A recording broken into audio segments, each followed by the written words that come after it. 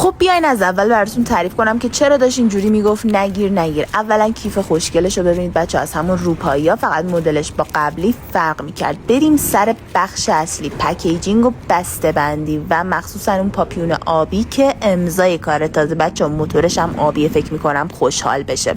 پس دستکشا رو بپوشیم، روشن کنیم، بزنیم بریم. خب بچه تقریبا دیگه نزدیک شدم، بریم ببینیم واکنششون چیه.